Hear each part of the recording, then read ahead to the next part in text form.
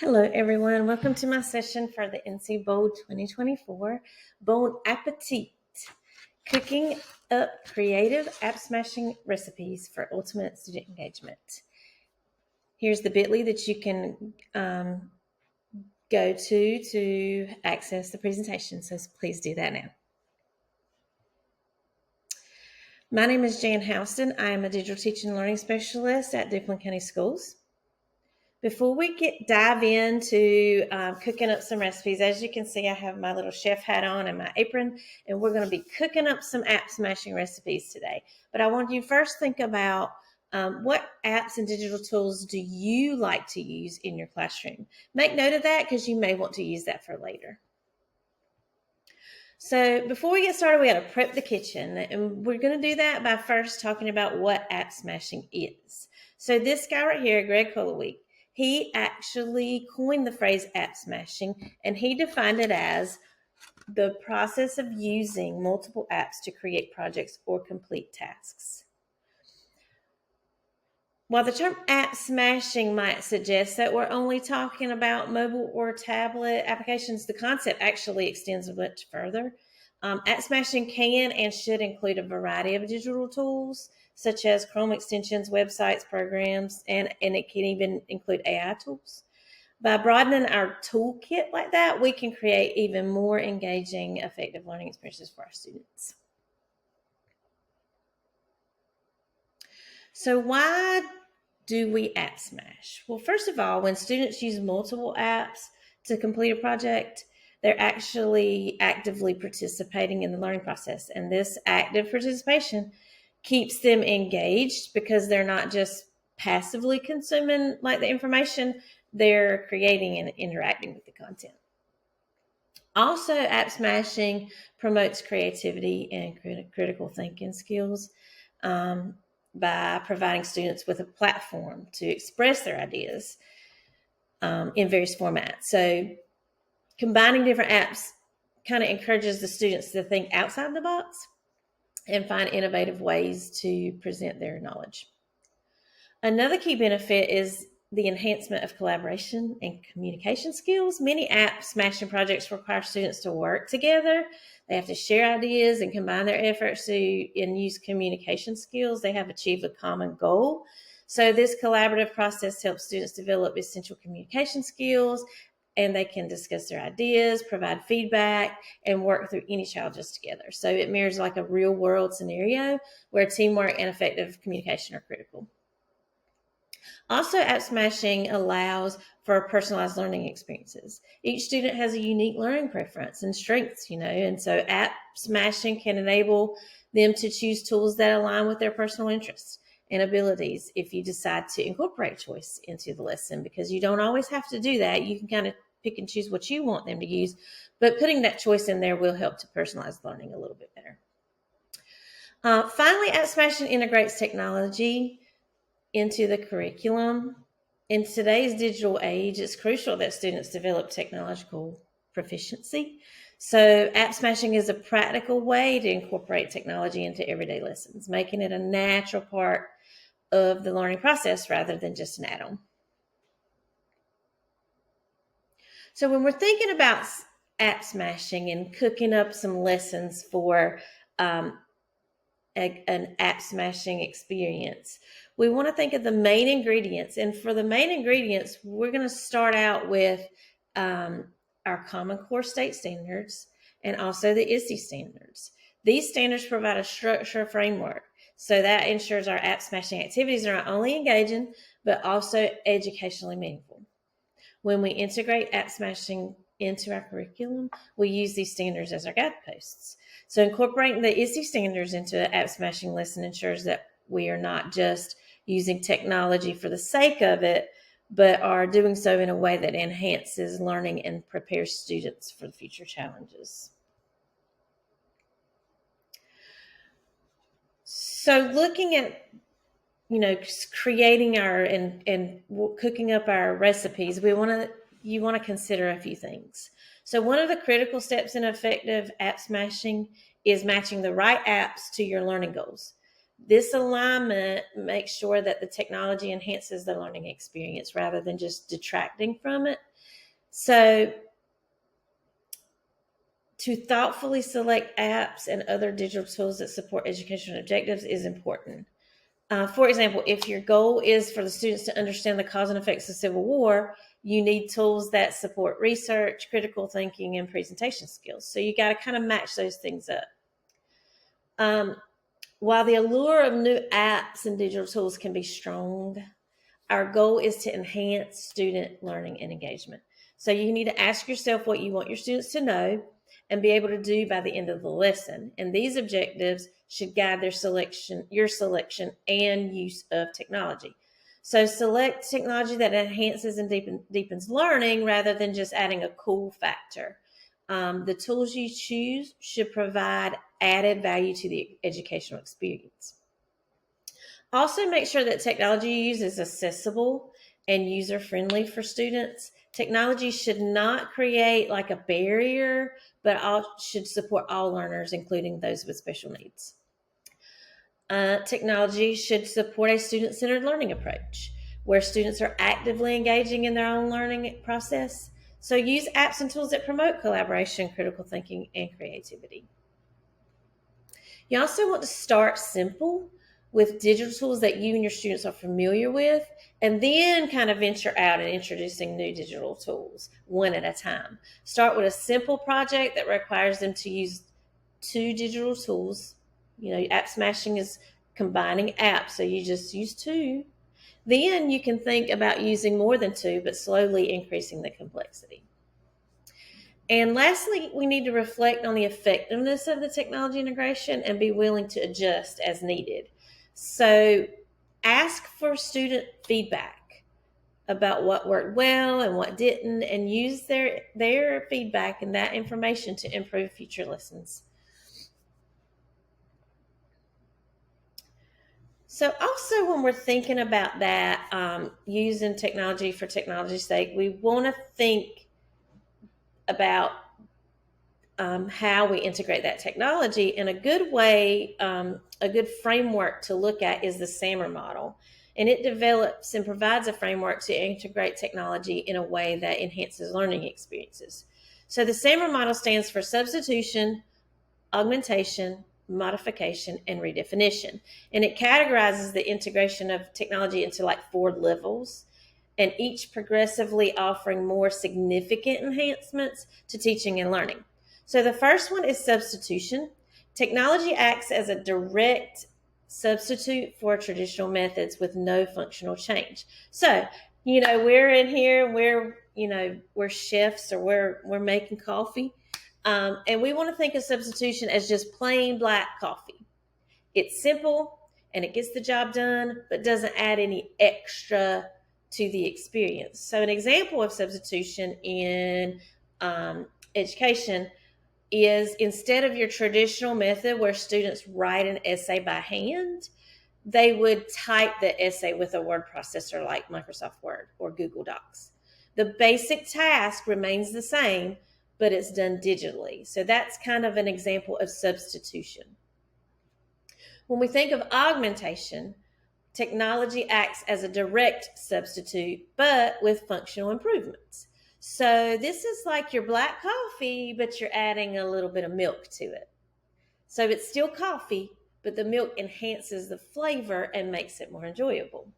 So an example of this would be, instead of a student creating a poster on a piece of paper, they would create a digital poster using Canva. And they could add images and text and other elements more effectively and efficiently, and with greater creative options. The technology is adding value by making the task easier and more flexible. Next is modification. Technology allows for significant task redesign. So this is like a caramel macchiato latte. It's not just about adding milk. It's about changing the way you prepare and enjoy your drink. So example of this would be, instead of students giving a standard oral presentation, they use tools like Google Slides and Flipgrid to create interactive multimedia presentations that include like videos, links, and animations. So the technology at this level is significantly changing how the task is approached and completed, and enhancing the depth and engagement of the experience. Then you got redefinition. This is when the technology enables the creation of new tasks previously inconceivable. So, in other words, think of these levels as a way to measure how deeply technology is embedded into your teaching practices. So, this is like an iced pumpkin cream chai tea latte. This drink involves multiple ingredients and layers, and resulting in a completely new and sophisticated experience. So, an example of this would be, instead of a student writing a report on a historical event, they would create a documentary using video editing software, incorporating interviews, historical footage, and original commentary. So they share it on platforms like YouTube or ClassBlog, reaching a wider audience. So at this level, technology transforms the learning task and allows students to engage in complex creative projects that offer deeper learning experiences. And also on this slide, you can see a little video on there that goes in more into SAMR and how it relates to coffee as well. On this slide, I just put a chart I found that kind of shows you the definition of each level and an example of how you can use that. And it kind of progresses through one lesson about using Google Earth. And also, I did this one myself, and I made this so that you can see how in each kind of subject, you can see how the levels can progress with SAMR. So looking at this, we want to think that it's not about the app or the digital tool. It is about the task. This is Bloom's digital taxonomy, and it's an adaptation of Bloom's original taxonomy, which categorizes educational goals into levels of complexity. And the digital version incorporates modern technology and digital tools into these levels. So each level builds on the previous one, moving from basic recall of information to like higher order thinking skills. While it might be tempting to choose the latest app or digital tool, the emphasis should always be on what students are doing with the technology. And here's a little video that kind of goes into explanation about the Bloom's digital taxonomy. And I also found this spreadsheet that will show you apps that I think it gets added on. It's like a live document, and they put apps on there and they align it with the Bloom's digital taxonomy. So let's get to cooking. I'm going to guide you through creating an app smashing lesson. We're going to look at our main ingredients, and we're going to add ingredient here and there, and then we'll have a nice dish of a lesson for your students at the end. So we're going to start with, of course, step one is identifying the curriculum standard. I said that's our main ingredient. Obviously, we're going to start with the standard. So the standard I chose for this lesson that I'm going to create is the 5th grade science standard, Understanding Weather Patterns and Phenomena, Making Connections to the Weather in a Particular Place. So here I have my standard. That's my main ingredient. Step 2, what are the students going to be able to do once they learn all this? So my learning objectives are: students will compare daily and seasonal weather changes, including wind speed, direction, precipitation, and temperature. And students will predict upcoming weather events using data collected through observations and measurements. So here's my main ingredient, my standard, and those are my objectives and what I want them to do. My next step would be to think about tools that I'm familiar with and maybe the students are familiar with that I would use to get them to meet those objectives. So I'm thinking, okay, they have to compare daily seasonal weather changes and also predict weather using data and collect the data. So I do know that my students are familiar with Google tools. So I would use Google Docs maybe for like a weather journal. I could use Google Sheets for the data collection, and I can use, at the end they present their things with Google Slides. So I'm thinking that is how I want to do that with these tools. And then I did a little research because that's what we do as teachers. We think, okay, let me see. And kids can navigate through websites pretty well in 5th grade. So I found this website called Weather Whiz Kids. And it's all about weather, and it has really cool things. It even has a page where they build their own weather instrument. So I thought this would be a good little STEM activity that they could do along into this lesson. So I chose that as one of my digital tools, as well as they're going to have to look at weather throughout the week. I'm thinking I want to do like a weekly weather monitoring. So I want to use an app. I want to teach them how to use an app that they would look at weather, which they probably already know how to do. Maybe WeatherBug, which is an app, can go on a phone. They might not have, their parents may not want them to have that, but they can use their parents' phone. Also, there's a National Weather Service website that they can go to and monitor the weather. I also have these as links if you're interested in checking out that website. So now I have my main ingredients, which are my standard. I have my objectives, and I also now have chosen the digital tools that I think I want to use. Anything can change when you're designing your lesson, but right now I'm pretty sure that's the ones I want to use. Step 4 is then let's think about our ISTE standards. So I kind of got an idea what I want them to do. Now I'm going to go to the ISTE standards to make sure I'm covering some of those. So when I look through the ISTE standards, I know that I'm going to focus on 1.3 knowledge constructor, where they are doing effective research strategies, because they will be researching weather and they will be looking at data. So I chose these 2 standards for knowledge instructor substandards. And also I chose 1.5 computational thinking, because they're going to be working with collecting data and using that data and representing that data. So I chose this ISTE standard as well. So here's my main ingredients. I have my standard and my ISTE standards.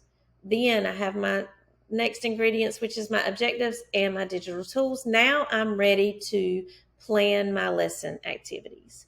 So I've got an idea of what I want to do. I know my digital tools. Now I just got to figure out what. And I'm going to go by a basic lesson plan. So I'm going to have some direct instruction, some guided practice, independent practice, and then some closure. So when I was doing this, I had some lesson planning strategies. I am a big fan of using AI as a teacher assistant to help me. So I did use some AI tools such as EduAid for some lesson ideas. And I used Magic School AI for a rubric that I made. And then I also used a ChatGPT to get some ideas of some digital tool suggestions. ChatGPT is actually where I found the Weather Whiz Kids website. They suggested it. So you can use AI to help you and assist you. So what I did was I said, okay, I've got to give them the content. So I would present the topic and content in a presentation of some sort. I would probably use Google Slides or Canva and have visuals and videos. For the guided practice, to show them how to do things and how to work through it, I would guide them on how to use the weather apps that I've got suggested. I would show them how to use the websites to look at the weather forecast. I would show them how I want them to do a weather journal. I've decided that, and I think they're going to use Google Docs for that. So I would show them how to enter observations, guide them through that. And I also want to show them any other processes that they may need for independence. So I may go to that Weather Whiz Kids website and help them maneuver through that and show them what they need to do there. So that's kind of some guided practice. The independent practice is what they're going to be doing, right?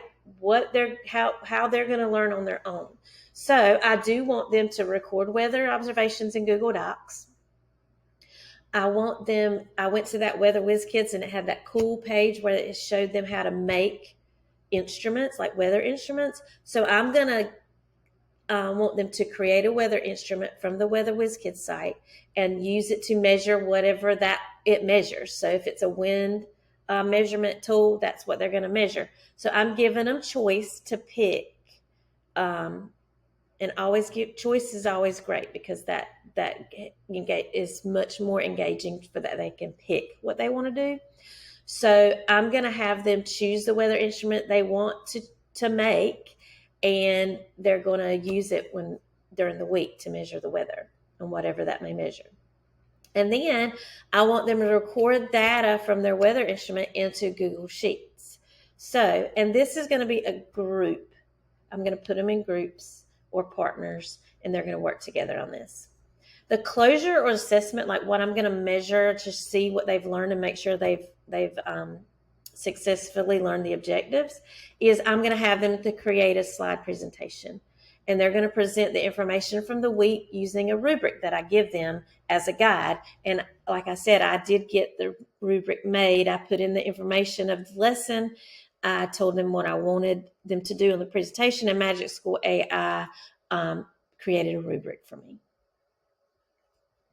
So here's my lesson. I have my standards and my ISTE standard, my curriculum standard and my ISTE standard. I have my objectives. I have my digital tools. And here is my plan for my lesson. So I'm going to give a brief description of weather patterns and phenomena. I'm going to use visual aids, probably a presentation, maybe a video, and I'm going to discuss weather patterns by location and time. Then for the guided practice, I'm going to use the interactive whiteboard or projector, and I'm going to show real-time weather data from a reliable source, maybe like National Weather Association or local weather station. Anyway, and I'm going to show them how to read weather maps and data. And then, of course, I'm going to show them how to input all that into their weather journals. The independent practice, I'm going to divide them into small groups or partners. They're going to use Google Docs for their weather journal. They're going to use a weather app on their device or a parent's device, and a website to help them record this. They're also going to choose one weather instrument to create. On the website, I do have a link here to the forecasting activities page on WeatherWiz Kids, and students are going to use their instrument throughout the week, and they're going to use Google Sheets to put the data in. And then at the end of the week, students are creating a Google Slides presentation. They're going to show the data they collected as well as their observations. I'm going to want them include information on what they learned through the week's experience as well. So I'm going to give them a rubric, and then they're going to make sure they incorporate things like images, charts, and graphs. And then they're going to present their findings to the class and show their understanding of it. And they get to show their weather instruments and their data analysis and all that too. So that'll be fun for them to see their weather instruments. All right. Now, it's your turn. We're going to do a Top Chef challenge. You know, if you were with me in my session face-to-face, I would have you put on your chef hat and put on your apron and suit up and find a partner. But what we're going to do, since we are virtual and this is a video session, I want you to, once I give you the instructions, I want you to pause the video, and then I want you to actually do this on your own and create something. And hopefully I'll be able to see it in our recipe book, because we have a recipe book. So here's what I want you to do. I want you to choose your ingredients. You get to choose. If you were with me, I'd have things you choose from, and you'd be like trying to beat the clock and get your stuff in. But since we are on a video session, I'm going to have you choose a grade level, a subject, a curriculum standard. Make sure you get your lesson objectives that would go with that standard. You need to choose your ISTE standards. You need to at least have 2 apps or digital tools. And I'm giving you a link to where you can explore some apps and digital tools on this Common Sense Media curated list. It's really, really a good site to go to and look for different kinds of apps. You can see that here's social studies apps. I mean, there's pages and pages of just curated list of apps. So if you are focusing on a certain subject, you may want to look for apps that are for math or science or whatever you're focusing on. So choose your apps from there, or if you want to just use some apps that you know your students will use or that you're familiar with, I'm totally fine with that. And then, of course, your lesson activities. So this is all going to be everything you have to build. And these are your ingredients for your recipe. Okay. Now, when you are done, you're going to input all this information onto your own cookbook page. What I have done is I have made a cookbook in an app called Book Creator. I'm not sure if you know about this, but it's really, really cool. You basically build books in there, and I've built a recipe book. And so what you're going to do is you're going to put in all these, whatever your plan is, kind of like I did here when I was showing you how I was putting in all of my information. You're doing that on this recipe book. And all you have to do is click on this page and you'll see it'll take you to Book Creator where I have this book. And you are able to edit this. And so when you get to Book Creator, you're going to click on the pencil. And here's the cover. And these arrows on the side are to flip open the book. I have put the recipe that I made through this presentation on the first page. So what you're going to do is you're going to pick a page and you simply just double click into that click to add text, and you can type into your text box. Okay. When you do that, it'll replace it. Now, sometimes it'll be kind of big. So what you can do is once you've finished typing, if it's too big for the box, this little eye up here in the right-hand corner is your inspector. And this is where you can size your text however you want to. So if it's a little too big, you can kind of, or hit that minus sign and go a little smaller, or hit the plus sign and go a little bigger. That's how you can kind of size your text. Okay. All right. Then all you have to do is type it all in, and once you're done, it completely saves, and it'll be in this cookbook, and you'll always be able to access it even after this session is over. So if you have my Bitly and you keep it, you'll be able to come back to this recipe book and see what others have done. Please be respectful, and if you see somebody has done something, do not type over it. Just get you a new page and make your recipe in there. So, like I said, pause the video, work on your recipe. If you were with me, I would put a timer for 15-20 minutes. But because you're not with me, I just want you to pause and take about 20 minutes to build your recipe into the recipe book. So pause the video now and get started. All right, time's up. You have finished your recipe. If we were face-to-face, I'd have you present it to the group. But thank you for putting the recipe into the recipe book so that others can view yours and get ideas from your lesson as well. A few things before we go. I do want to tell you, I used ChatGPT and I used Eduaid and all those AI tools as a teacher assistant. I have incorporated here, you can use these prompts in your favorite AI tool, like your chatbot that you like to use. These are a few different ones that you can use, and I'll link these to where they need to go. But these are some chatbots that you can use. And I've created prompts here. What you do with the chatbot is you give it a role. So when I want to have it generate something for me, I say you are a. So if I was doing a fifth grade teacher, I'd say you are a fifth grade teacher teaching weather patterns in science, constructs a lesson for this standard, and I would put my standard in, and the lesson objectives are this, or is. And then this is a prompt that you can use and to generate a lesson. Also, if you know the apps or the digital tools you want to use, here's another prompt that you can use that says create a lesson plan where students use this app and this app. So this is really for you to be able to use and put into a chatbot, maybe to help you with your app smashing lessons. I always want to say, be careful with AI. You don't want to put any personal identification information in these, like students' names or ID numbers, etc. I don't believe you would for this, but we also want to be careful of hallucinations. When you put in the information, it gives you back something. You want to just make sure that it is factual. In other words, if you put a standard in there and it shows you, or you're asking for a standard that you want to do, you need to make sure that it is a standard that matches the North Carolina curriculum standards, because sometimes they'll make stuff up and it may not match. So you definitely want to, I would probably go ahead and pick the standard I want, put it into the chatbot so it already knows the standard, and then it can plan from there. Also remember the 80-20 rule. You don't want to just copy and paste the lesson into there. You want to look at it, research it, make sure it's just like you want it.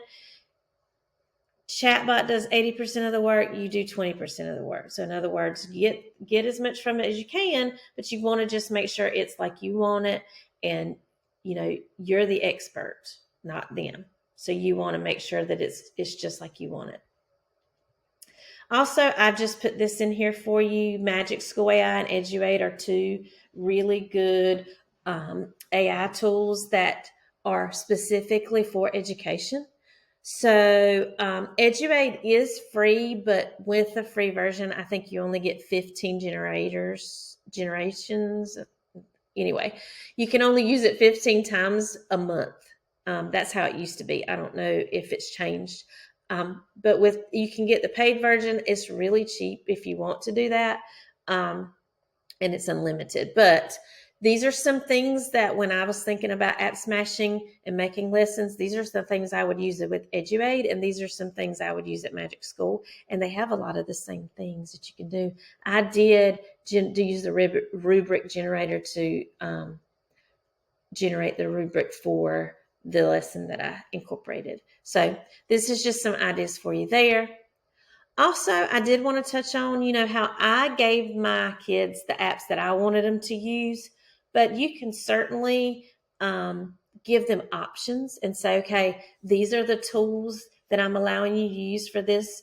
You get to choose how you want to. So for presentation, instead of me saying, okay, y'all are using Google Slides, I could have said, okay, here's some choices on how you can present your information. They could have made a video. They could have made a slide presentation. They could have made a poster. So you can give them options on what tools they actually use. And this is a little quote that I found at this blog.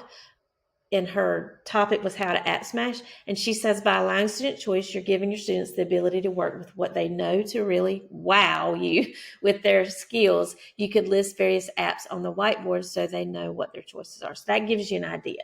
And I created it like, our food theme. It's like a buffet.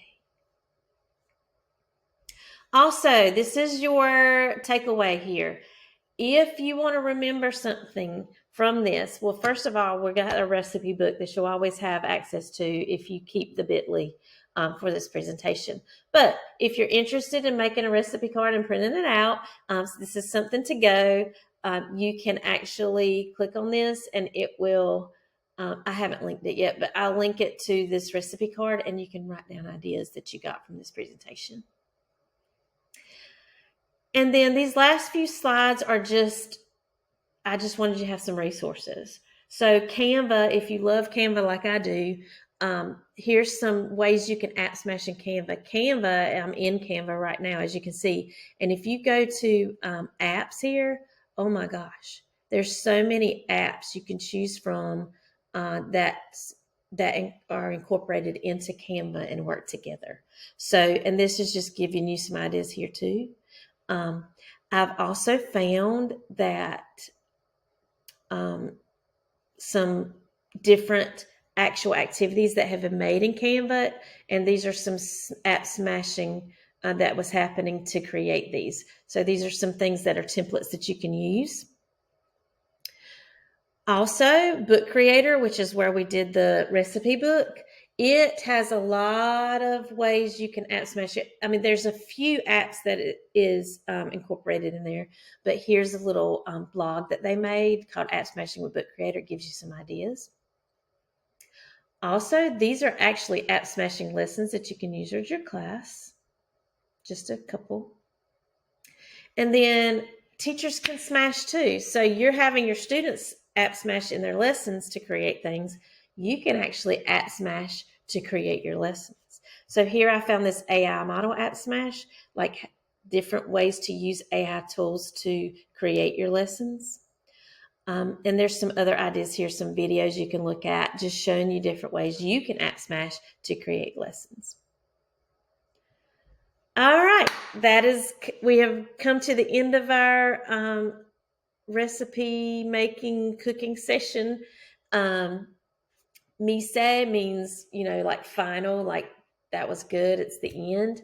And I want you to make sure that you put the NCBOLD feedback form here and tell me what you think. So thank you very much. And I hope you guys have a great app smashing experience once you get back in your classroom.